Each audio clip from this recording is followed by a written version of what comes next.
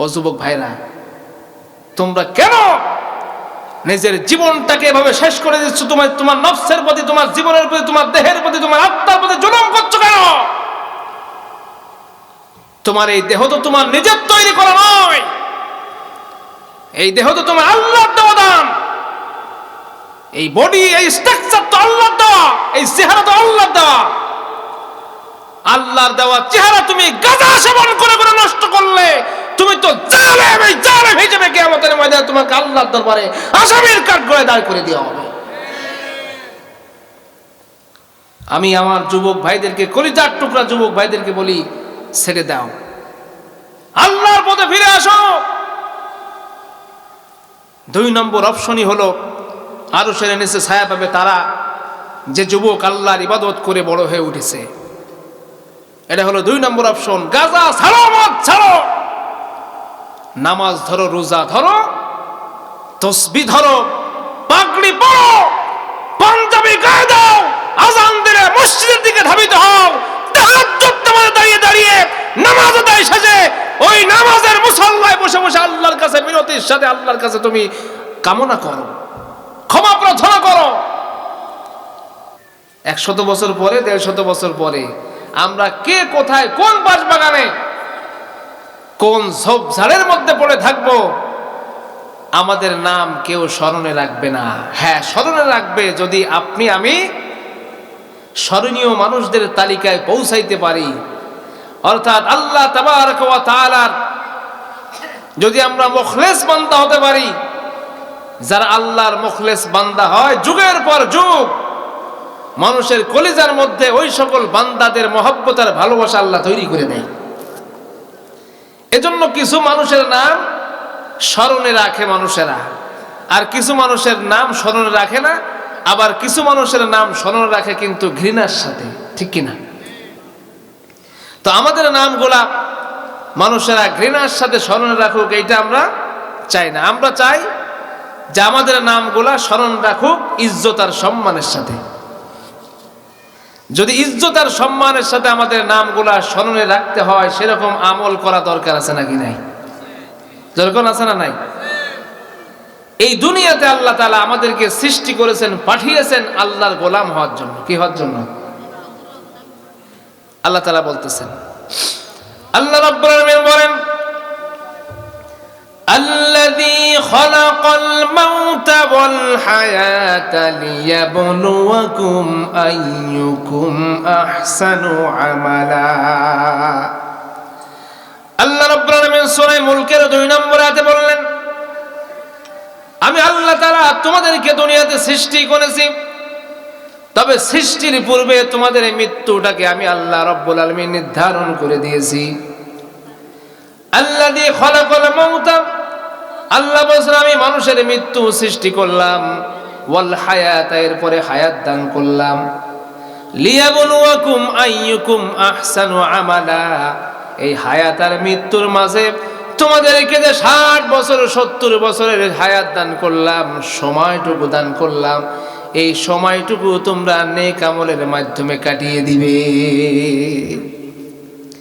সুতরাং আল্লাহ তাআলা আমাদের যে 60 বছর 70 বছরের হায়াত দান করেছেন, এই হায়াত দেওয়ার কারণটা হলো কে কত বেশি নেক আমল করতে পারে প্রতিযোগিতা করার জন্য আমার আল্লাহ রাব্বুল আলামিন হায়াত দান করেছেন।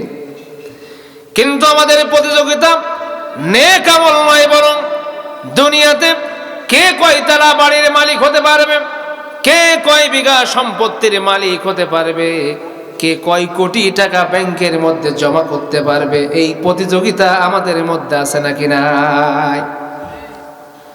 বন্ধুগণ আমার, এই দুনিয়াতে কে কয়টা গাড়ির মালিক হলো, কে কয়টি বাড়ির মালিক হলো, কে কয় বিঘা সম্পত্তির মালিক হলো, কিয়ামতের ময়দানে আল্লাহ রাব্বুল আলামিন এইগুলোর কোনো হিসাব নেবেন না, জানতেও চাইবেন না।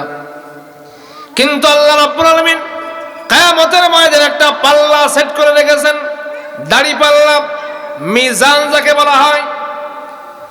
ওই মিজানের মধ্যে আল্লাহ রাব্বুল আলামিন বান্দার আমলগুলা পরিমাপ করবেন।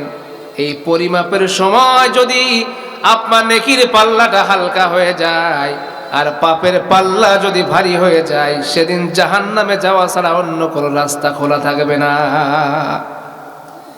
জাহান্নাম বড় ভয়ানক জায়গা, যে জাহান্নামে দেওয়ার পরে মানুষের শরীরগুলো ঝলসে পড়ে ভস্ম হয়ে যাওয়ার উপক্রম যখন হয়ে যাবে, আল্লাহ রাব্বুল আলামিন কর্তৃক নির্দেশিত হয়ে ওই মানুষগুলার আবার শরীরের মধ্যে একটা স্ট্রাকচার, একটা বডি আল্লাহ তাআলা আবার পুনরায় তৈরি করে দিবেন।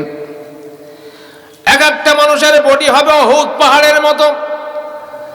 এই উহুদ পাহাড়ের মতো বডিগুলো আল্লাহ তাআলা আগুন দিয়ে জ্বালায় পোড়ায় ভস্ম করে, শরীর থেকে মাংসগুলা খসে খসে যখন পড়ে হাড় পর্যন্ত যখন পৌঁছে যাবে, আমার আল্লাহ রাব্বুল আলামিন পুনরায় ওই মানুষটাকে আবার উহুদ পাহাড়ের মতো করে আবার শাস্তির ফয়সালা করে দিবেন। বন্ধুগণ আমার, ওই জাহান্নামে যাওয়ার পরে আগুনের শাস্তি এত তীব্র হবে, কঠিন হবে যে পিপাসায় বুকের ছাতি যখন ফেটে যাওয়ার উপক্রম হবে, তখন পানি পানি বলে চিৎকার করতে থাকবে বান্দাগুলা। আল্লাহ রাব্বুল আলামিনের কাছে বলবে, আল্লাহ পিপাসা অস্থির হয়ে যেতেছে, আল্লাহ পানি দাও, পানি দাও। আল্লাহ চিৎকার যখন দিতে থাকবে, এবারে তাদের জন্য একটু পানির বন্দোবস্ত করে দেওয়া হবে, ফয়সালা করে দেওয়া হবে। কিন্তু সেই পানিটা এমন একটা বিষাক্ত পানি হবে যে তার শরীরের থেকে গলিত রক্ত আর পুঁজগুলা ফুটান্ত করে করে তাদের সামনে হাজির করে দেওয়া হবে। এই ফুটান্ত পানিগুলা মুখের মধ্যে দিয়ে যখন খাওয়া শুরু করবে, পিপাসায় তো বুকের ছাতি ফেটে যেতেছে, অপেক্ষা নয়, দেরি নয়, সঙ্গে সঙ্গে কাছে নেওয়ার সাথে সাথেই চুমুক দিয়ে ঢোক গিলে ফেলবে। যখন ভেতরের সমস্ত নাড়ি ভুড়িগুলা, ভেতরের সমস্ত পার্টস পত্রগুলা সব পিছনের রাস্তা দিয়ে বের হয়ে চলে যাবে। ওই মানুষগুলা খাবার চাইবে, ক্ষুধার যন্ত্রণা অস্থির হয়ে খাবার চাইতে থাকবে। তাদের জন্য আনা হবে সাক্কুম নামক ফল। এই ফলগুলা হলো কাঁটাযুক্ত ফল। এই কাঁটাযুক্ত ফলগুলা যখন তাদের সামনে হাজির করে দেওয়া হবে, তখন তারা গালের মধ্যে দিয়ে ঢোক গিলে খেয়ে ফেলবে। সহ্য করতে পারবে না যন্ত্রণা। পেটের ভিতর থেকে ওই ফল গিয়ে নাড়িগুলো পেঁচিয়ে, নাড়িগুলোকে সব ডাস্ট করে দিয়ে পিছনের রাস্তা দিয়ে বের করে দিবে। এরপরে তার শরীরের দহন যন্ত্রণা আরো তীব্র হয়ে দাঁড়াবে। আল্লাহকে বলবে, আল্লাহ সহ্য করতে পারি না গো আল্লাহ, ও আল্লাহ গো একটু আমাদের জন্য একটু বিশ্রামের জায়গা দাও। আল্লাহ রাব্বুল আলামিন ফেরেশতাদেরকে বলবেন, ওদের জন্য একটু বিশ্রামের জায়গা করে দাও। বিশ্রামের জায়গা করে দেওয়ার জন্য তাদের জন্য আনা হবে একটা খাট পালঙ্ক। এই পালঙ্ক তাদেরকে বলা হবে, না বাবা তোমরা এই পালঙ্কের উপরে কিছু সময় বিশ্রাম করো, তার উপরে কিছু লেপ তোশক দিয়ে দেওয়া হবে। যে খাটটি, যে পালঙ্কটি হবে আগুনের, আবার ওই লেপ তোশক গুলাও হবে আগুনের।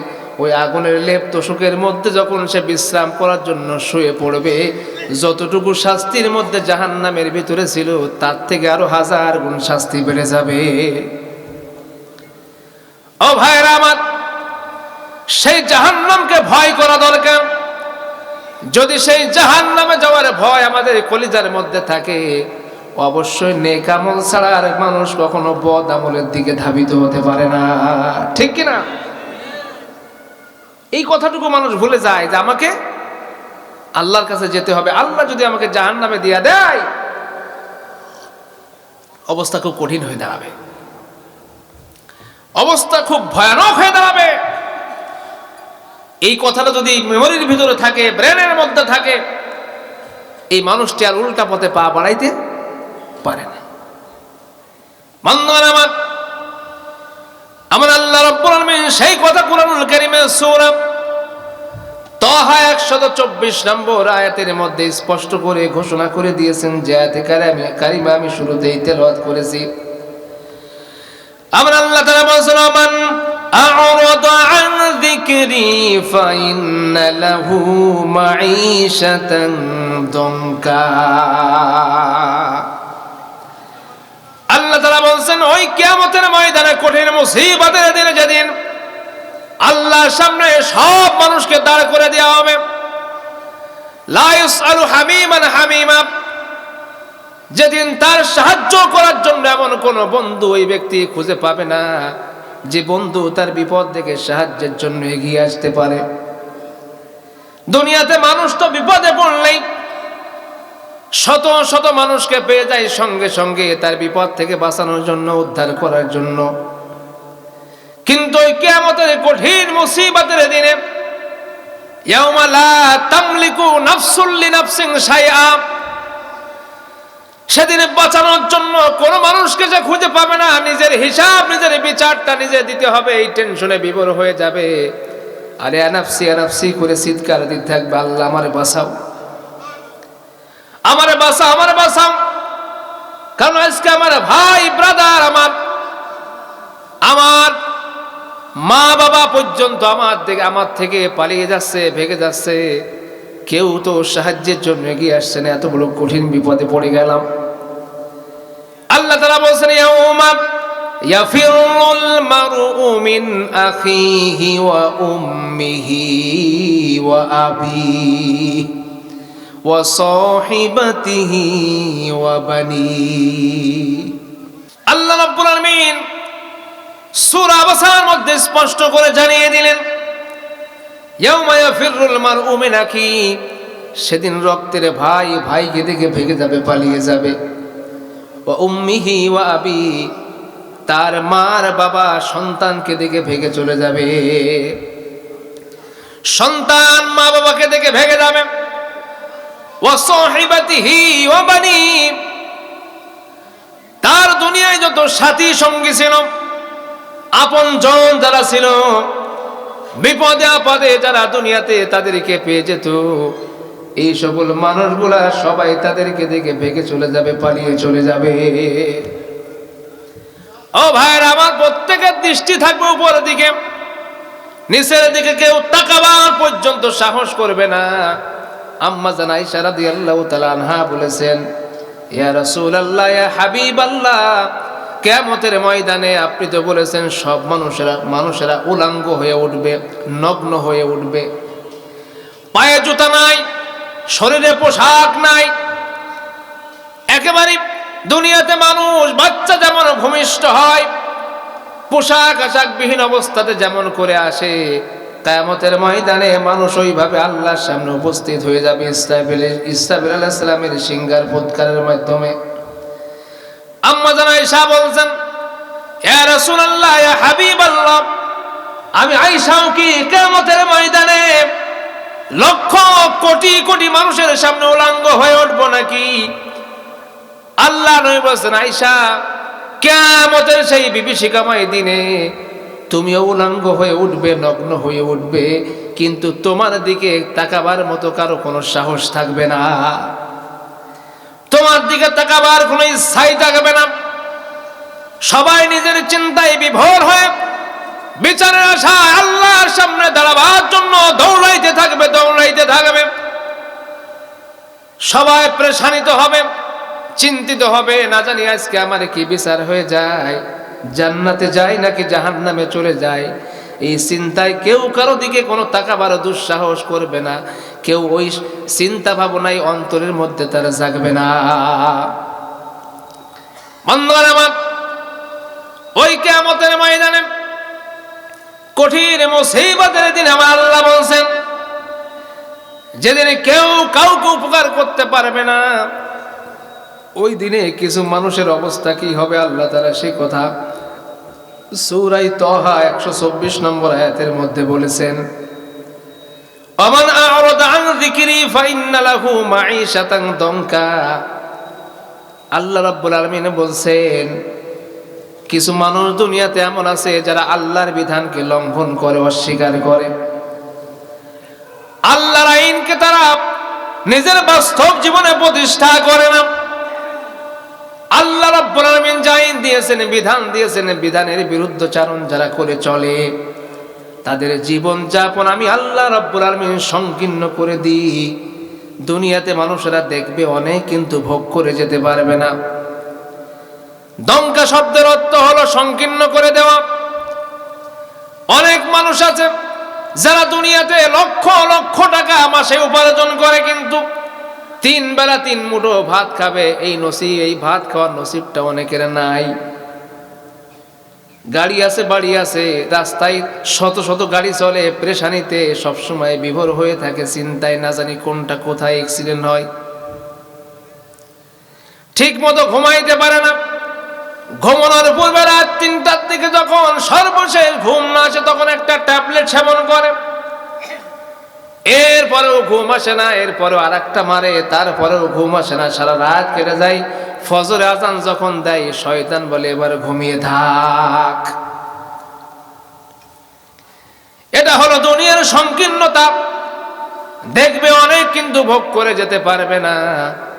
এরপরে যখন তাকে কবরের মধ্যে রেখে আসা হবে, কবরের মধ্যে যখন রেখে আসা হবে, কবরের সংকীর্ণতাটা হলো কবরের মাঝে যখন তাকে রেখে আসা হবে, 2 দিকের মাটি এমন জোরে তাকে চেপে ধরবে যে কবরের মধ্যে যারা পরিমাণ জায়গা সে আর খুঁজে পাবে না। কবরটা এত ছোট হয়ে যাবে, সংকীর্ণ হয়ে যাবে, কবরের মধ্যে তার কি কোনো জায়গা দেয়া হবে না। তাফসীরের মধ্যে এসেছে ওই মানুষের কবরটা সংকীর্ণ করে দেয়া হবে, এমন একটা সুস রাখার জায়গা যতটুকু থাকে তার থেকেও আরো কম জায়গা তাকে দেয়া হবে। বন্ধুগণ আমার, এরপরে ওই কবরের মধ্যে 99টি সাপ ছেড়ে দেওয়া হবে। যে সাপের একটি সাপের মাথা হবে 7টি করে, এক একটি সাপের মাথা যদি হয় 7টি, তাহলে মাথার সংখ্যা দাঁড়ায় 693টি। 693টি মাথা বিশিষ্ট সাপ কিয়ামত পর্যন্ত দংশনের পর দংশন করতে থাকবে। ও ভাইরা, এটা দুনিয়ার জাত সাপের বিষ নয়, কাল কেউটার বিষ নয়। যে সাপের বিষ যদি এই দুনিয়ার জমিনের মধ্যে 1 ফোঁটা ফেলতো, এই জমিনটা পুড়ে তামা তামা হয়ে যেত মুহূর্তের মধ্যে। জমিনের মধ্যে আর উদ্ভিদ গজাবার শক্তি আর জমিন পেত না। এই জমিনের মধ্যে যদি ওই সাপ একটা বার যদি নিঃশ্বাস ফেলত, দুনিয়ায় যত তরুলতা বৃক্ষরাজি আছে সমস্ত তরুলতার বৃক্ষরাজি 1 মুহূর্তের মধ্যে সব পুড়ে ভস্ম হয়ে যেত। চিন্তা করে দেখেন তো, আকল খাটিয়ে দেখেন, ওই সাপ যদি 693টি মাথা বিশিষ্ট সাপ এবার দংশন করা শুরু করে দেয়, কিয়ামত পর্যন্ত চলতে থাকে দংশন, সহ্য করতে পারবেন কিনা? সহ্য করা যাবে তো নাকি? এক জায়গ সাপে 1 কামান মারলে চিৎকারের ঠেলায় অন্ধিকার কোনে যাবো, কি করবো, জাহাঙ্গীর পই ধরবো নাকি ওই নোয়াপাড়া শেপ ধরবো নাকি সদর হাসপাতাল যাবো, এই টেনশনই শেষ। টেনশন করতে করতে এই 5টা বিষ মাথায় উঠে সারা নাকি কর। তো দুনিয়ার সাপ, পানির ভিতর থেকে এক সাপে কামড় মারছে, দৌড়াই চিন্তা করেছে মানে ওই যে পানির ভিতর একটা কি থাকে জানো, কি একটা সাপ থাকে, জল পোড়া নাকি, মনে করো জল পোড়ায় কামড়াইছে, আমার কাম সারা শেষ। ও দুইজনে 2 কাঁধের উপরে বগলে হাতে ভর করে দিয়ে হাঁটা শুরু করেছে, গায়ে আর কোনো বল নেই, মনে করছে আমি এখন শেষে যাবো। এবার দেখি যে উজায়নে যখন হাত ওড়ায় দেখেছে, হাত ওড়ে না, দোলা সাপে কামড়াইছে, তখন আবার সুস্থ হয়ে গেছে। মানে মানুষ কতটা দুর্বল, কতটা ভীতু, অথচ এই মানুষগুলা এই সমস্ত কথা একটি বারের জন্য চিন্তা করে না যে কবরে যাওয়ার পরে এই সকল বিষধর সাপ কিয়ামত পর্যন্ত দংশন করতে থাকবে। তখন আপনি কি করে সহ্য করবেন? বন্ধুগণ আমার, এবার আসুন, কবরের পালা শেষ হয়ে গেল, কিয়ামত পর্যন্ত কবরের মধ্যে সাপগুলা দংশন করতে থাকলো। এবার কিয়ামতের ময়দান যেদিন সংগঠিত হয়ে যাবে, আমার আল্লাহ রাব্বুল আলামিন সেদিনের কথা আবার আরো ক্লিয়ার করে জানিয়ে দিচ্ছেন। আল্লাহর পরে বলছে, ওয়ানাহশুরুহু ইয়াউমাল কিয়ামাতি আ'মা। আমার আল্লাহ বলছেন, কিয়ামতের ময়দানে, ওই কঠিন মুসিবতের দিনে, হাসরের ওই দিনে, ওই ময়দানে তাদের দুটি চক্ষু অন্ধ করে উঠানো হবে। যখন তাকে অন্ধ করে উঠানো হবে তখন সে বলবে ক্বালা রাব্বি লিমা হাশারতানি আমা, হে আমাদের রব, আমাদেরকে আজকে কেন অন্ধ অবস্থা উঠানো হলো? ওয়াকাদ কুনতু বাসীরা, অথচ দুনিয়ায় তো আমরা সবকিছু দেখতাম, তাহলে আজকে কেন অন্ধ হয়ে গেলাম? আমার আল্লাহ তাআলা আবার উত্তরটাও পরের আয়াতের মধ্যে ক্লিয়ার করে দিয়েছেন। আল্লাহ তাআলা বলতেছেন ফানাসিতাহা ওয়া কাযালিকাল ইয়াউমা তুনসা। আল্লাহ তাআলা বলতেছেন, ও বান্দা, তুমি তো দুনিয়াতে আমি আল্লাহর বিধানকে লঙ্ঘন করেছিলে, অস্বীকার করেছিলে। আমি আল্লাহর আইন কানুনকে তোমার তো জীবনে প্রতিষ্ঠা করো নাই। আমি আল্লাহ তাআলা কোরআন নামক যে বিধান দিয়েছিলাম, বিধান তো তুমি মেনে চলেছিলে না। আমি আল্লাহর কোরআনটা যেমন করে তুমি লঙ্ঘন করেছো, আমি আল্লাহ রব্বুল আলামিনও আজকে তোমাকে বান্দা হিসেবে অস্বীকার করলাম, ভুলে গেলাম। আল্লাহ রাব্বুল আলামিন কিয়ামতের ময়দানে যদি কোনো বান্দাকে ভুলে যায়, বলেন তো দেখি আর কেউ বাঁচানোর মতো আর কেউ আছে নাকি? আছে নাকি? এর আগেই তো সে কথা বলেছি, মা বাবা ভাই বোন সাথী সঙ্গী নেতা নেত্রী সবাই যার যার টেনশনে শেষ। আপনার খোঁজ নিতে আসবে কি? আপনার হিসাব তো আপনাকে দিতে হবে। আপনি যদি দুনিয়াতে সেই আল্লাহ রাব্বুল আলামিনের বিধিবিধান মেনে চলেন, তাহলেই না আপনি কিয়ামতের ময়দানে হিসাবটা সহজ করে দিতে পারবেন, ঠিক কি না ভাইরা আমার? ওই কিয়ামতের ময়দানে যেদিন আল্লাহর আরশের ছায়া ছাড়া আর কোনো ছায়া থাকবে না, পিপাসায় মানুষের কলিজা মুখের কাছে চলে আসবে, বুকের ছাতি পিপাসায় ফেটে যাবে। সেই কিয়ামতের কঠিন মুসিবতের দিনে, যেদিন কেউ কারো কোনো সাহায্য করবে না, কেউ কারো কোনো উপকার করতে আসবে না, সেই কিয়ামতের দিনে আল্লাহর আরশের ছায়া ছাড়া আর কোনো ছায়াও থাকবে না। সেই আল্লাহর আরশের ছায়ার নিচে যারা অবস্থান করতে পারবে তারা হলো 7 প্রকৃতির মানুষ, 7 শ্রেণীর মানুষ। সেই 7 শ্রেণীর মানুষের তালিকার মধ্যে আমাদের নামগুলো একটু ইনক্লুড করা যায় কিনা, সেই তালিকার মধ্যে আমরা অবস্থান করতে পারি কিনা, এবং সেই মানুষগুলো কারা, এগুলা জেনে ওই 7 শ্রেণীর মানুষের মধ্যে প্রবেশ করার যদি চেষ্টা করে সেই অবস্থানে পৌঁছাতে পারি, আমরাও সেই আল্লাহর আরশের ছায়ার নিচে অবস্থান করতে পারব। বলেন না ইনশাআল্লাহ? এত বড় কপাল পোড়া জাতি এটা, যে মায়ের জানাজার নামাজের পিছনের সারিতে জানাজা শেষ হওয়ার সাথে সাথে পিছন দিকে ফিরে বিড়িতে টান দেয়, এমন মুসলমান বাংলার জমিনে অভাব নাই। নিজের চোখে দেখা, নিজের চোখে আমার দেখা। আমার আব্বা ছিলেন উজা, জানেন না আপনারা? এই যে সাপে কাটলে আব্বার কাছে রাত 3টা-4টার সময় মানুষ যেত। আমি তখন ছোট্ট, আব্বার একটা ডাক দিলেই আব্বা সাথে সাথে সাড়া নিত, উঠে যেত। আব্বা বুঝতেন, তখন তো এত লাইটিং ছিল না, বিদ্যুতের ব্যবস্থা ছিল না, তো তখন ওই প্রায় রাতে, তো এই মিরপুর থেকে, আমি ছোট্ট তখন মনে হয় 5-7 বছর, আমার এখনো স্মরণে আছে, এই মিরপুর থেকে একটা তাগলাই জোয়ান মানুষ সাপে কাটছিল, নাম মনে নামদারি নামে, আপনার ভাই। এই দেখেন, শুনছিলাম তিনি বলছিলেন যে তোরা যত টাকা খরচ হোক, আমার গরু আছে গোয়ালে বড় বড়, বিক্রি করে হলে আমার চিকিৎসা কর। 2বার নিয়ে গিয়েছিল, 2বারের পরে বেশ একবার সাহায্য হলো, পরে আবার নিয়ে গেল, পরের বার আর সাহায্য হলো না। ওইখানে গিয়ে রাত 3টা তখন বাজে, এই ভাই তো সামনে আছে, বললে অসুবিধা হবে না, বিপদ হবে না। এই ভাইদেরই আত্মীয় স্বজনের মধ্য থেকে আমাদের ওখানে বাড়ির সামনে ছিল একটা আতা গাছ, আতা গাছের আড়ালে গিয়ে দেখি একজন বিড়ি টানতেছে এই পাশে, অথচ ওই ভাই চিৎকার করতেছে, ভাই আমার বাঁচা, আমি হয়তো বাঁচবো না, আমারে চিকিৎসা করা ভাই, তোরা যে কোনো কায়দায়। সেই আপনজন গুলার ভিতর থেকে 2 জন আতা গাছের আড়ালে গিয়ে বিড়ি খাচ্ছে। আমি তখন 6 থেকে 7 বছর বয়স আমার। এইটা হলো মুসলমানদের হালাত।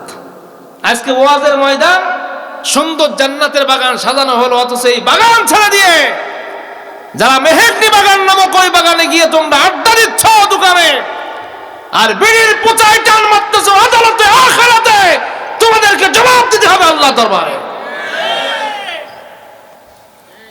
এটার থেকে ওইটা তোমার কাছে খুব দামি হয়ে গেল নাকি? এটার থেকে ওইটা দামি হয়ে গেল? আমরা এখানে বসে বসে কি জারি গান গাচ্ছি না কোরআন বলতেছি? ভাইরা আমার, সুতরাং যারা এখনো পর্যন্ত আসতে পারে না, আমি ওদের তো আহ্বান রাখছি যেন সবাই তারা ময়দানে চলে আসেন। তাহলে আমরা কিয়ামতের ময়দানে যেদিন কেউ কারো কোনো উপকারে আসবে না, সেই দিন 7 শ্রেণীর মানুষ আল্লাহর আরশের নিচে ছায়া পাবে, মানে ওরা হলো আল্লাহর জান্নাতি হবে। আল্লাহ যাদেরকে আরশের ছায়া দিবেন তাদেরকে কি জাহান্নামে দেওয়ার জন্য দিবেন? তাদেরকে আল্লাহ জান্নাতে দেওয়ার জন্য দিবেন। তার মধ্যে প্রথম শ্রেণীর মানুষ হলো তারা যারা দুনিয়াতে ন্যায় পরায়ণ ছিল। ন্যায় পরায়ণ শাসক বা ন্যায় বিচারক যারা ছিল দুনিয়াতে, তারা ওই আরশের নিচে ছায়া পেয়ে যাবে। বলেন সুবহানাল্লাহ। আমাদের এই সমাজের মধ্যে রাষ্ট্রীয় বিচারক যারা আছে ওদের হিসাব আমার দরকার না। আমাদের এই সমাজের মধ্যে অনেক বিচারক আছে এমন, নিজেদের লোক যদি কোনো অন্যায় করে থাকে তাহলে অন্যায়কারীর বিপক্ষে রায় ঘোষণা করে তার পক্ষে রায় দেয়, মানে তাকে বাঁচানোর চেষ্টা চালায়।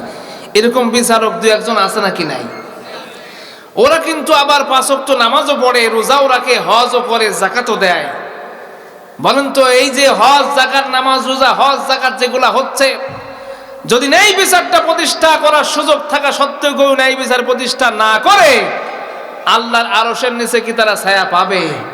আর যদি ছায়া না পায়, বুঝতে হবে জালেম হিসেবে কিয়ামতের ময়দানে ওই যে ব্যক্তি অপরাধী, তার পক্ষের আইন বিপক্ষের আইন না দিয়া যে নিরপরাধ মানুষ, তার বিপক্ষে রায় দেওয়ার কারণে ওই ব্যক্তি জালেম সাব্যস্ত হবে এবং কিয়ামতের ময়দানে জালেমদের কাতারে শামিল হয়ে জাহান্নামে হয়ে যাবে। বন্ধুগণ আমার, আমার আল্লাহ রাব্বুল আলামিন বলেন, ইন্নাল্লাহা ইয়া'মুরুকুম আন তুওয়াদ্দুল আমানাতি ইলা আহলিহা وَإِذَا حَكَمْتُمْ بَيْنَ النَّاسِ أَن تَحْكُمُوا بِالْعَدْلِ। আমার আল্লাহ বলেন, নিশ্চয় আল্লাহ রাব্বুল আলামিন তোমাদেরকে নির্দেশ দিচ্ছেন হকদারের হক তাদের কাছে পৌঁছে দেওয়ার জন্য। আর যখন তোমরা মানুষের মাঝে বিচার করবে তখন ন্যায় বিচার প্রতিষ্ঠা করবে। এ নির্দেশ কার? চিল্লাই কোন কার? আল্লাহ রাব্বুল আলামিন মানুষের মাঝে যখন বিচার করবেন, মানুষেরা আল্লাহ তাআলা ন্যায় বিচার করার জন্য আদেশ করেছেন। যদি কেউ ন্যায় বিচার না করে অন্যায় বিচার করে, ওই ব্যক্তির শাস্তি কিয়ামতের ময়দানে নেওয়া লাগবে নাকি লাগবে না? যদি কেউ অন্যায় বিচার করে, ন্যায় বিচার না করে, আল্লাহর কোরআনুল কারীমের সূরা নিসা 58 নম্বর আয়াতের অনুসারে ওই ব্যক্তি আল্লাহর এই আয়াতকে অস্বীকার করলো, বিধানকে লঙ্ঘন করলো, লঙ্ঘনকে অমান্য করার কারণে, আয়াতকে লঙ্ঘন করার কারণে কিয়ামতের ময়দানে জালেম হিসেবে আল্লাহর আদালতে তাকে আসামির কাঠগড়ায় দাঁড় করে দেওয়া হবে। বাংলাদেশে কোথাও ন্যায় বিচার নাই, বাংলাদেশে কোনো জায়গাতে ন্যায় বিচার হচ্ছে না। এমনকি পরিবারের মধ্যে ন্যায় বিচার প্রতিষ্ঠিত হয় না। দেখবেন 2টা বৌমা, মহিলারা আছে না পাশে, 2টা বৌমা, একটা শাশুড়ি। একটা বৌমাকে একটু ভালোবাসে বেশি, কারণ সে সবসময় তার পাশে থাকে, ভালোবাসাটাই স্বাভাবিক। সে শাশুড়ি যখন গোসল করে বেরিয়ে আসে তখন কাপড়গুলা ওই বৌমা সুন্দর করে ধুয়ে নেড়ে দেয়। যখন সে শাশুড়ি উঠান খোলার জন্য ঝাঁটাখানা ধরে, তখন ওই বৌমা গিয়ে হাতের থেকে ঝাঁটা কেড়ে নিয়ে নিজে খোলানো শুরু করে দেয়।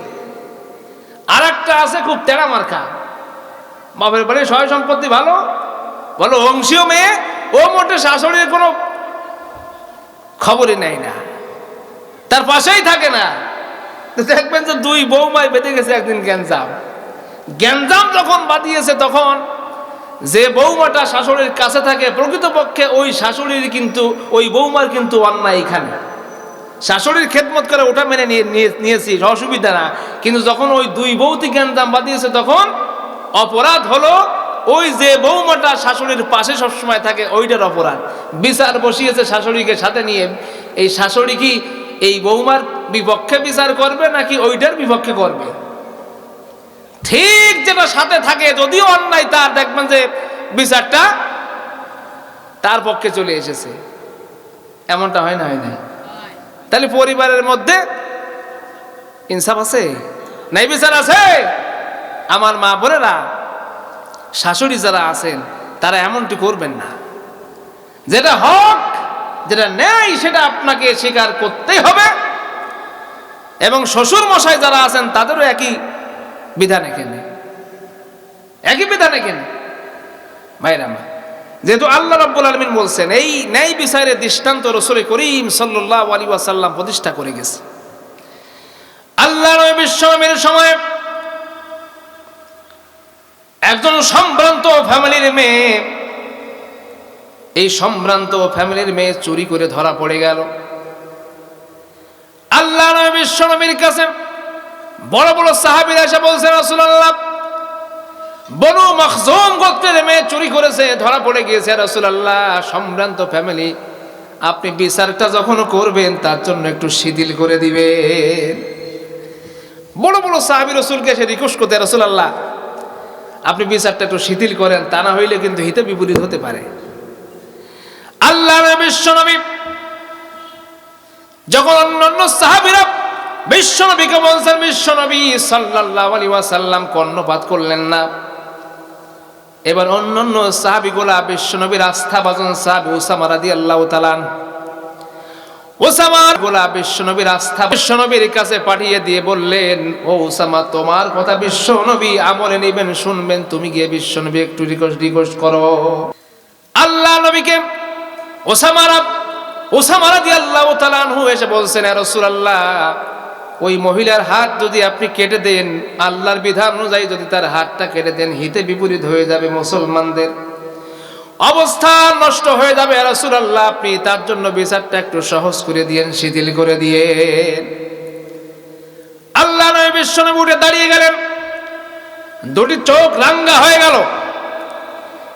আল্লাহ নবী বললেন, আল্লাহ তাবারাক ওয়া তাআলা যে বিধানটা দিয়েছেন, ও উসামা, সেই বিধান পাল্টাবার ক্ষমতা আমি মুহাম্মাদের নাই। আল্লাহ যে বিধান দিয়েছেন ওই বিধান আমাকে প্রতিষ্ঠা করতেই হবে, করতে হবে। ওটা যদি আমার নিজের কলিজার টুকরা মেয়ে ফাতেমাও হতো, আল্লাহ রাব্বুল আলামিনের বিধান অনুযায়ী আমার ফাতেমার হাতখানা আমি রাসূলুল্লাহ কেটে ফেলে দিতাম। আল্লাহ রাব্বুল আলামিন যে বিধান দিয়ে দিয়েছেন, সেইখানে আমি রাসূলুল্লাহ তার জন্য বিধানের এক কিঞ্চিত পরিমাণে এদিক ওদিক করার কোনো ক্ষমতা আমি রাসূলুল্লাহ রাখি না। ভাই, আর আপনি বিচারক হয়েছেন, সমাজের মেম্বার, চেয়ারম্যান হয়েছেন, আপনার তো পাওয়ার আছে, স্পেশাল পাওয়ার। ওই স্পেশাল পাওয়ারের বুনিয়াদে আপনি আপনার লোকজন হইলে তাকে আস্তে করে সিস্টেম করে আপনি তাকে বের করে আনতে পারবেন। এতটুকু এখতিয়ার তো আপনারে দিছে, নাকি কোন? রাসূলুল্লাহরে দেয়নি, কিন্তু আপনারে দিয়েছে আল্লাহ তাআলা। বান্দাগণ আমার, আপনি ইতিহাস জানেন, আল্লাহ নবী বিশ্ব নবীর সাহাবী খলিফাতুল মুসলিমিন ওমর রাদিয়াল্লাহু তাআলা আনহুর সময়ের কয়েকটি ঘটনা আপনাদেরকে শুনিয়ে দিই। খলিফাতুল মুসলিমিন ওমর রাদিয়াল্লাহু তাআলা আনহুর শাসন আমলে তিনি তখন খলিফার মসনদে বসা, মিশরে গভর্নর নিযুক্ত করা ছিল আমর ইবনুল আসকে। গভর্নরের সন্তান কোন একজন খ্রিস্টানের সন্তানকে আঘাত করেছিল, কিন্তু এই কথা গভর্নরের সন্তান হওয়ার কারণে কেউ বিচার দিতে সাহস করেছিল না। কিন্তু একজন যুবকের মধ্য থেকে সাহস করে সে বলল, গভর্নরের কাছে বিচার দিব না, বিচার দিব মুসলিম জাহানের খলিফা ওমর রাদিয়াল্লাহু তাআলা আনহুর কাছে। এসে বিচার দিলেন, মামলা দায়ের করলেন। গভর্নরের সন্তান খ্রিস্টানের সন্তানকে আঘাত করেছে, প্রহার করেছে। এই প্রহার করার কারণে যখন মামলা দায়ের হলো, ওমর ফারুক রাদিয়াল্লাহু তাআলা আনহু সঙ্গে সঙ্গে চিঠি পাঠিয়ে দিলেন আমর ইবনুল আসকে। আমর ইবনুল আসকে পাঠিয়ে দিয়ে বললেন, তোমার সন্তানকে নিয়ে এক্ষুনি রওনা করো মদিনায়। মদিনায় যখন তারা পৌঁছে গেল, মদিনায় যাওয়ার পরে বিশ্ব নবী সাল্লাল্লাহু আলাইহি ওয়াসাল্লাম জিজ্ঞাসা, ওমর রাদিয়াল্লাহু তাআলা জিজ্ঞাসা করলেন, ও আমর, আপনি ইবনুল আসের সন্তান, তুমি কি তাকে অন্যায়ভাবে প্রহার করেছো নাকি? স্বীকার করে নিল, হ্যাঁ আমি তাকে প্রহার করেছি। ওমর বললেন, তাহলে আল্লাহর বিধান অনুযায়ী তুমি যদি তাকে একটা আঘাত করে থাকো, আঘাতের বদলা আঘাত হবে। এবার ওই খ্রিস্টানের হাতে লাঠি ধরিয়ে দিয়ে দেওয়া হলো, ছড়ি ধরিয়ে দেওয়া হলো, দিয়ে বলা হলো যেমনই ভাবে তোমাকে আঘাত করেছে ঠিক তেমনই ভাবে তুমি পাল্টা তাকে আজকে আঘাত করে বিচারটা সুষ্ঠু করে নাও, তুমি তার বদলাটা নিয়ে নাও। বন্ধুগণ আমার, ওমর রাদিয়াল্লাহু তাআলা আনহু যখন এই নির্দেশ দিলেন, কিন্তু 2-3টা বাড়ি দেওয়ার পরে ওই যুবক মুসলিম জাহানের খলিফা ওমরের বিচারটা থেকে সন্তুষ্ট হয়ে সঙ্গে সঙ্গে বলেন, আমি বিচার পেয়ে গিয়েছি, আমি আর তাকে আঘাত করতে চাই না। বিশ্ব নবীর সাহাবী ওমর রাদিয়াল্লাহু তাআলা আনহু গভর্নরের সন্তানকেও তিনি ছেড়ে দিলেন না, অথচ আজকে আমাদের দলের সামান্য ন্যূনতম কর্মী হইলেও অপরাধ করলে ছেড়ে দেওয়া হয়, ঠিক কিনা? বন্ধুগণ আমার, ওমর রাদিয়াল্লাহু তাআলা আনহুর কাছে বিচার সানি করার জন্য গেলেন একজন মুসলিম।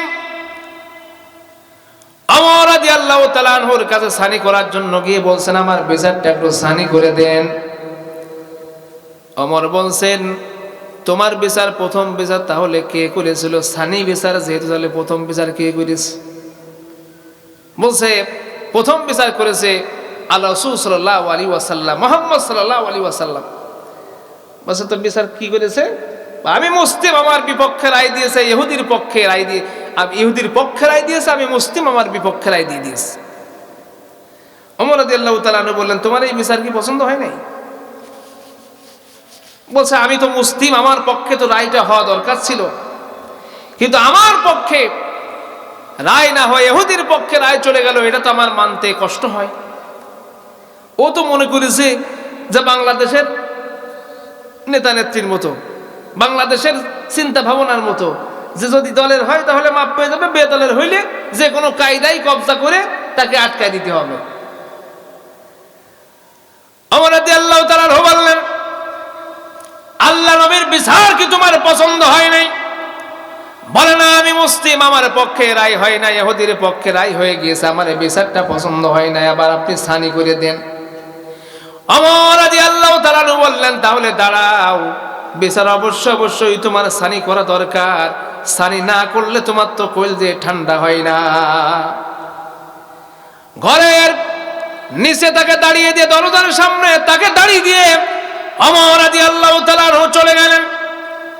ঘরের ভিতরে গিয়ে নাঙ্গা তরোয়ার বের করে কোষ মুক্ত করে এনে বললেন, ও মুসলমান, বিশ্ব নবীর বিচার তোমার পছন্দ হয় নাই, তোমার বিচারটা এমনই হওয়া দরকার। এই বলে তরবারি আঘাত দিয়ে মাথা থেকে পা পর্যন্ত দ্বিখণ্ডিত করে ফেলে দিলে। এটা হলো নাই বিচার, দৃষ্টান্ত স্থাপন করেছেন। ওমর রাদিয়াল্লাহু তাআলা আনহুর সময় মদের খুব প্রচলন ছিল। মদ খেয়ে মানুষ মাতাল হয়ে ঘুরে বেড়ায়, ঠিক না? আর মদ খেয়ে মাতাল না হইলে তো সে মদ খেয়েও লাভ নেই। মদ খেয়ে মাতাল হতে হবে, গাঁজা খেয়ে টাল মারি বেড়াইতে হবে, ঠিক না? গাঁজাখোর তো আমাদের সমাজ 2-5 জন আছে। মদ পর্যন্ত যাবে কি? টাকা নেই তো, গাঁজা কেনাই টাকা নেই, তা মদের টাকা আসে কোনতে? মদ কিনতে গেলে তো অনেক টাকা লাগে, যদি টাকা থাকতো তাহলে মদ খাইতো, ঠিক না? আমি আজ থেকে 10 বছর আগে লোহাগাড়ায় আমি থাকতাম, নড়াইল লোহাগাড়া। তো সেখানে এক চাচার বাড়ি থাকতাম। চাচার বয়স হলো প্রায় 80 বছর, চুল দাড়ি সব পাকা। চাচা খুব মিশুক মানুষ। চাচা ওই আমলের আবার ফাজিল পাস, কোরআন হাদিস ভালোই জানে, আমার সাথে রসিকতা করতো খুব। তো চাচা আবার আজিজ বিড়ি খাইতো। কি বিড়ি? এখন আজিজ বিড়ি আছে নাই? এখন আছে কিন্তু ওই আজিজ বিড়ি খুব বেশি মানুষ খেতে চায় না। এখন একটু দামি জিনিস না খাইলে আবার মান সম্মান একটা ব্যাপার সেবার, যুগ জামানা পাল্টাচ্ছে, মানুষের স্বভাব চরিত্র তো পাল্টাইতে হবে। তো আজিজ বিড়ি খাই চাচা, আমি চাচারে কই চাচা আপনি একজন আলেম মানুষ, ফাজেল পাস, কোন আজিজ ভালোই জানেন, চাচা বিড়ি খাটা বন্ধ করে দেন চাচা। কয় হ্যাঁ মহিদুল তুই তো কথা খারাপ করিস নি, আসলে তুই দূর থেকে আইসে আলেম মানুষ, তুইও তো কথা তো খারাপ বলিস নি, তো বিড়িটা খাওয়া আসলে ঠিক না, আমার জন্য ছেড়ে দেওয়া দরকার। কিন্তু সমস্যা একটা জায়গায় মনি, সমস্যাটা হইলো এখন তো খুব অভাব যাচ্ছে আমার। তা আমি চিন্তা করলাম যাক চাচাও নাই ছেড়ে দেবেই, মন মানসিকতা ভালো হইলে। কত টাকা পয়সা হোক, এই যে কচুর মুরগি লাগাইছি, কচুর মুরগি যদি ভালো ফলন হয় তাহলে এই ফলনের সাথে এই বাজারে বিক্রি করে দিয়ে বিড়ি আর খাবো না, মানে তোর কথা মতো সিগারেট খাওয়াবো। তাহলে টাকা হইলে গাঁজা আর থাকবে না, টাকা যদি পকেটে থাকে তাহলে ইনশাল্লাহ মদ খাবে আমার এই যুবক ভাইরা, ঠিক না? রাস্তার পাশে দোকানের চড়াটে গাঁজা খেয়ে এরকম টাল মারে, একেবারে টসটুসে যুবক, চেহারা ছিল একেবারে গোলাপ ফুলের মতো, 6 মাস যেতে না যেতে এই চেহারার যে হাল হাকিকাত দেখলে মনে হয় ধাক্কা মারলে পড়ে মারা যাবে। ও যুবক ভাইরা, তোমরা কেন নিজের জীবনটাকে এভাবে শেষ করে দিচ্ছ? তোমার নফসের প্রতি, তোমার জীবনের প্রতি, তোমার দেহের প্রতি, তোমার আত্মার প্রতি জুলুম করছো কেন? তোমার এই দেহ তো তোমার নিজের তৈরি করা নয়, এই দেহ তো তোমার আল্লাহর দেওয়া দান, এই বডি, এই স্ট্রাকচার তো আল্লাহর দেওয়া, এই চেহারা তো আল্লাহর দেওয়া। আল্লাহর দেওয়া চেহারা তুমি গাঁজা সেবন করে করে নষ্ট করলে তুমি তো জালেম, এই জালেম হিসেবে কিয়ামতের ময়দানে তোমাকে আল্লাহর দরবারে আসামির কাঠগড়ায় দাঁড় করে দেওয়া হবে। আমি আমার যুবক ভাইদেরকে, কলিজার টুকরা যুবক ভাইদেরকে বলি, ছেড়ে দাও, আল্লাহর পথে ফিরে আসো। 2 নম্বর অপশনই হলো আরশের নিচে ছায়া পাবে তারা যে যুবক আল্লাহর ইবাদত করে বড় হয়ে উঠেছে। এটা হলো 2 নম্বর অপশন। গাঁজা ছাড়ো, মদ ছাড়ো, নামাজ ধরো, রোজা ধরো, তসবিহ ধরো, পাগড়ি পরো, পাঞ্জাবি গায়ে দাও, আযান দিলে মসজিদের দিকে ধাবিত হও, তাহাজ্জুদ নামাজে দাঁড়িয়ে দাঁড়িয়ে নামাজ আদায় শেষে ওই নামাজের মুসল্লায় বসে বসে আল্লাহর কাছে মিনতির সাথে আল্লাহর কাছে তুমি কামনা করো, ক্ষমা প্রার্থনা করো। তুমি তো তোমার নিজের জীবনটাকে ধ্বংস করে দিচ্ছ। কেন? কি অপরাধ করেছে তোমার এই দেহ? তোমার মতো সন্তান জন্ম দিয়ে পিতামাতা কি অপরাধ করেছে বলো, যে সন্তান জন্ম দিয়ে এখন রাস্তায় চলা যায় না তোমার কারণে? রাস্তাতে উঠলেই বলে ওই যে গাঁজাখোরের বাবা যাচ্ছে, এই গ্লানি সহ্য করবে পিতামাতা কেন? ছেড়ে দাও, দিয়ে আল্লাহর পথে ফিরে এসো। তোমাদের জন্যই তো আল্লাহ জান্নাত অপেক্ষা করেছে, কারণ যুবক যারা তাদের ইবাদত আল্লাহর কাছে বড়ই প্রিয় ইবাদত। বুড়া হইলে তো মানুষ এমনিতেই মসজিদে যায়, উপায় নাই, তাই চেয়ার একটা লাগিয়ে খোলাইতে খোলাইতে লাঠি ভন্না দিতে দিতে মসজিদে গিয়ে তখন নামাজ পড়ে, কখন রুকুতে চলে যায় ইমাম সাহেব জানে না, সেজদায় কখন যায় জানে না, 2টা সেজদা হয়ে গেল, ওই একটা সেজদায় পড়ে আছে, মাজা টান টান করে সোজা করে রুকু করতে পারে না, সোজা হয়ে সেজদায় যেতে পারে না, রুকুর তাসবিহ সেজদার তাসবিহগুলো শুদ্ধ করে উচ্চারণ করতে পারে না। ওই সময়ের নামাজ, ওই সময়ের ইবাদত, আর তুমি যুবক তোমার জৈবনকালের ইবাদত হাজার হাজার গুণ দামি আল্লাহ রাব্বুল আলামিনের কাছে। ছেড়ে দাও ওগুলা, দিয়ে এসো ইমানদারদের কাতারে শামিল হয়ে যাও। গাঁজা না খাইলে তুমি বাঁচবা না, ব্যাপারটা এমন না তো। না হুজুর ওয়াজ সব ঠিক আছে, কিন্তু গাঁজা না খাইলে যে একটা দিনও পার করতে পারবো না, মরেই যাব, তারপরেও গাঁজা খাবো।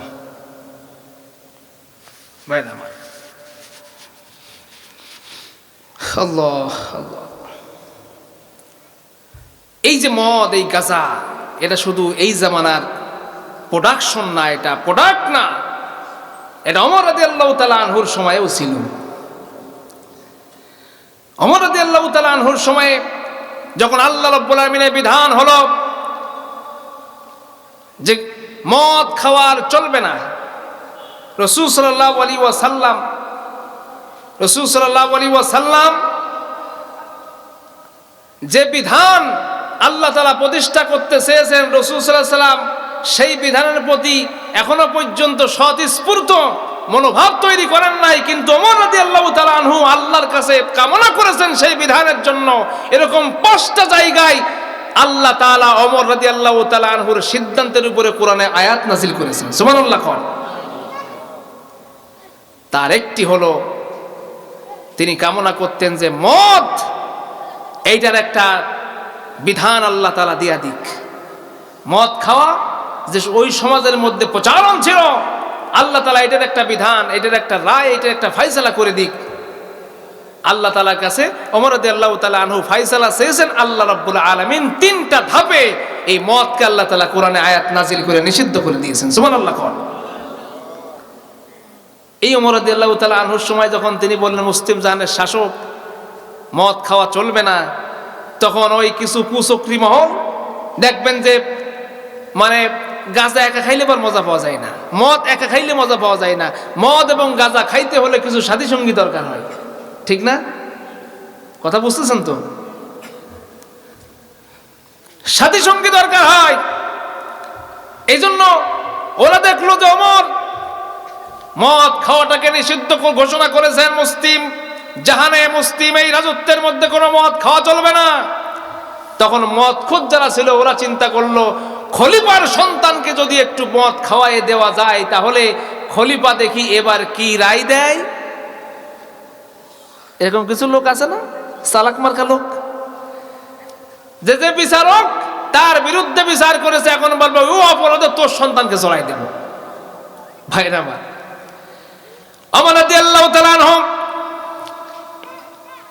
তার সন্তান শাহবাব যখন মদ খাপ ওমর রাদিয়াল্লাহু তাআলা আনহু নিষিদ্ধ ঘোষণা করে দিলেন, তখন ওই মদখোর যারা ছিল তারা এবার শাহমাকে যে কোনো কায়দায় ফুসলায়ে ফাসলায়ে তাকেও মদ খাইয়ে দিল। দেওয়ার পরে মাতাল হয়ে ওমরের সন্তান ঘুরে বেড়াইতেছে, বিচারের কাঠ গড়াই নিয়ে হরম মদ সেবন করলে 80টি ব্যর্থাঘাত করতে হবে। ন্যায় বিচার শুধুমাত্র জনগণের জন্য নয়, নিজের পরিবারের জন্য ন্যায় বিচারে প্রতিষ্ঠা করতে হবে। ন্যায় বিচার প্রতিষ্ঠা করার জন্য ওমর রাদিয়াল্লাহু তাআলা নিজের সন্তানকে আঘাতের পর আঘাত শুরু করে দিলেন। আঘাতের পর আঘাত করতে করতে এক সময় তার সন্তান দুনিয়া ছেড়ে চলে গেল। কিন্তু তিনি ন্যায় বিচারের উপর অটল এবং অবিচল রইলেন। ওমর রাদিয়াল্লাহু তাআলা আনহু তিনি যখন ন্যায় বিচারের উপর অটল এবং অবিচল রইলেন, মারা গেল 40টা আঘাত করার পরে 80টি আঘাত করা হলো না। এবার কবরের মধ্যে রেখে আসা হলো বাকি 40টি আঘাত কবরের উপরে দেওয়া হলো। ওমর রাদিয়াল্লাহু তাআলা আনহু চলে আসছেন ঘরে। বিবি বলছেন, ওমর তোমার নিজের সন্তানকে কিভাবে তুমি আঘাতের পর আঘাত করে দুনিয়ার থেকে বিদায় করে দিলে, একটু তোমার দরদ হলো না? ওমর বলছেন, আমি যখন বিচারকের চেয়ারে ছিলাম তখন তো আমি ওমর ছিলাম না, আমি তার সন্তানের পিতা ছিলাম না, আমি একজন বিচারক ছিলাম। আল্লাহর বিধান আসছে, আল্লাহ রাব্বুল আমিন যে বিধান দিয়েছেন ওই বিধান কার্যকর করার জন্য আমি সচেষ্ট ছিলাম। যদি আমি আজকে বিচার করতে গাফিলতি করি, ইনসাফ ভিত্তিক বিচার না করি, আদালতে আখিরাতে কিয়ামতের কঠিন মুসিবতের দিনে আমিও তো আসামির কাঠ গলায় দাঁড়িয়ে যাব। আল্লাহু আকবার। এটা হলো ওমরের বিচার ছিল। নিজের সন্তানের ব্যাপারেও কোনো ছাড় হবে না, নিজের সন্তানের ব্যাপারে কোনো ছাড় হবে না। আর আমাদের বিচারকগুলা সন্তান তো নিজের কোন রকম মানে একেবারে ওই আত্মীয় যদি হয় তাও চালাই দেয়, একেবারে কোনো অন্যায় করিনি বলে চালাই দেয়। সুবহানাল্লাহ কর, এই তো কত সুবহানাল্লাহ, আউযুবিল্লাহ। ভাইরা আমার, এই হলো আমাদের অবস্থা। শোনেন তাহলে, আল্লাহ তাআলা বলতেছেন তোমার বাবা, তোমার মা, তোমার আত্মীয় স্বজন হইলে কি তুমি পালসাটি করতে পারবে? সে কথাও আল্লাহ কোরআনে বলেছে। বান্দার আমার আল্লাহ তাআলা বলতেছেন আইয়ুহাল্লাযীনা আমানু কুনু কওয়ামিনা বিল কিসত শুহাদাআ লিল্লাহি ওয়ালাউ আলা আনফুসিকুম আওয়াল ওয়ালিদাইনি ওয়াল আকরাবিন।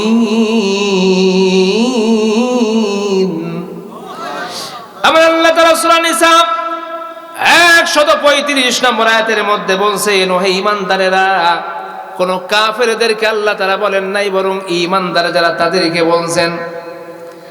আমাদের সমাজের মধ্যে বিচার ফাইসালা ম্যাক্সিমাম ঈমানদার যারা তারাই করে। আমার আল্লাহ রব্বুল আলামিন ওই সকল ঈমানদারদেরকে ডেকে ডেকে বলছেন, ও ঈমানদারেরা তোমরা শুনে নাও, তোমরা ন্যায়ের উপরে দৃঢ় থাকবে, প্রতিষ্ঠিত থাকবে, আর আল্লাহর সাক্ষী দিতে হবে। এই সাক্ষী দিতে গিয়ে যদি তোমার নিজের প্রতি, তোমার পিতা মাতার প্রতি, তোমার আপনজনদের প্রতি যদি তুমি বিচার করতে যাও, তখন যদি তাদের বিপক্ষে রায়টা দেওয়া লাগে, রায় দেওয়ার ব্যাপারে বিন্দু মাত্র কার্পণ্য করবে না।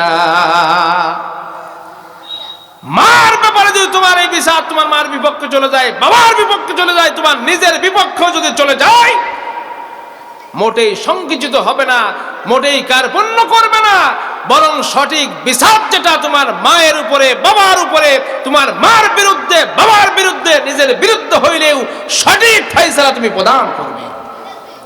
এটা কার কথা? আরো জোরে কোন কার কথা? ভাইরা আমার, সুতরাং আরো শ্রেণীর নিচে ছায়া পাবে যে 7 শ্রেণীর মানুষ, তাদের 1 নম্বর হলো ন্যায় বিচারক যারা তারা।